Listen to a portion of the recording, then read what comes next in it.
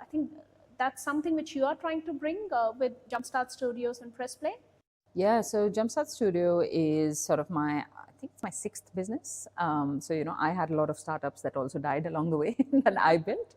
And some are still thriving, but, it's a journey. Like, business is a journey, learning about business is a journey, and you don't sort of get to a point of success until you've tried and tried and tried. Like, for some people, you read these overnight successes in newspapers and things like that, but you don't see the hard work that has gone behind it. You don't see the failed startups that have gone behind that founder's experience to build the successful startup. So that's definitely the case. Like, it takes a little bit of time and learning, and that learning, the more you can do it hands-on, the better.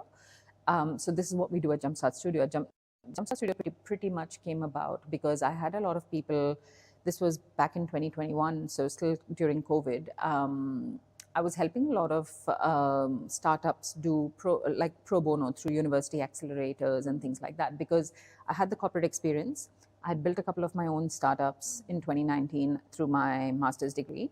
So I sort of knew about the corporates, I knew about the startups, and I sort of could piece the patterns together to bridge that gap. How do you take an idea, bring it to startup stage, and then also take it, and how do you apply concepts from corporate to startups? How do you apply startup concepts to the corporate world? So that started becoming quite interesting work for me to do, and working with startups. So I used to do a lot of pro bono mentoring, pro bono coaching with startups. And I had a lot of people from corporates, and to your point about, a lot of people had time during COVID to think about what is it that they want to do, or they want to kick up a startup, they have an idea. I had a lot of people come to me asking me, how did you do it? How did you make the transition from employment to entrepreneurship? And so the premise of Jumpstart Studio started there. Is like, they felt like there was a gap in the market where, yes, there's a lot of programs that help startups, but I think the gap was that when someone has been in employment for so long, how do you make that jump? How do you make the transition?